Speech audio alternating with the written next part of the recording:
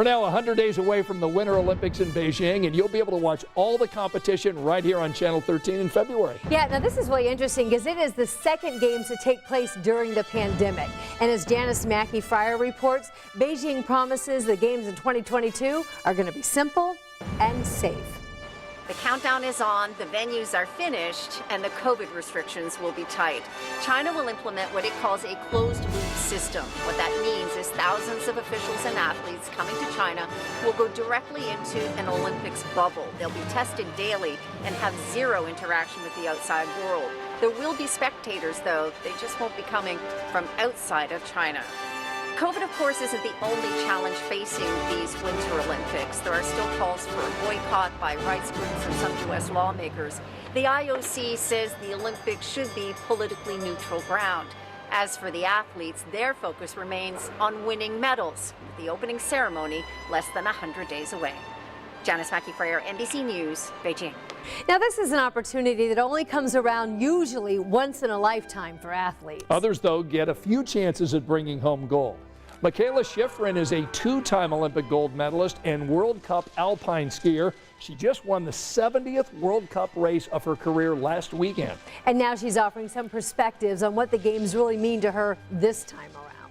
It's not about me winning the medal. It's just about having this competition and having the world come together and watch the competitions. It's about the upsets. It's also about favorites coming back and winning multiple medals. It's just about the stories that you can tell. And winning is a story, heartbreak is also a story, disappointment is a story, every single part of it, no matter what. You might hope for something epic, but sometimes you get something a little bit disappointing instead. And I can look back on the Olympics I've competed in so far and feel really grateful for the medals I've won.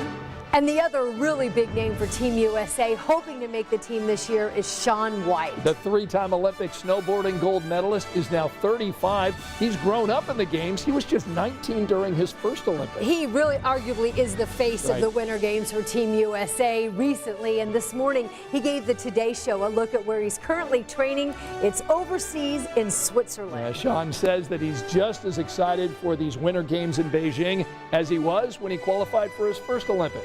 And it's so exciting for me. I was kind of tripping out the other day just thinking about, there's this magic moment when you make the team. You're like, wow, I get to be an Olympian again. Just to go is so incredible. So one step at a time, going to try to make the team and then set the sights on China. And take a look at what he's going to be wearing when he makes Team USA. Yeah, Ralph Lauren is now showing their new look. This is the look for the closing ceremony. These jackets are stuffed with recycled down, and recycled polyester is used in their gloves and the boots. Plus, the sweaters and hats are from U.S. grown wool. And we won't forget the Hoosiers, all of them who are coming together. They want to chase their dreams when the Olympics in Beijing. And tonight at 5:30, Dave Calabro takes us out to Park City, Utah. He's going to take a look at how Lawrenceburg native Nick Gepper is getting ready for another shot at Olympic gold.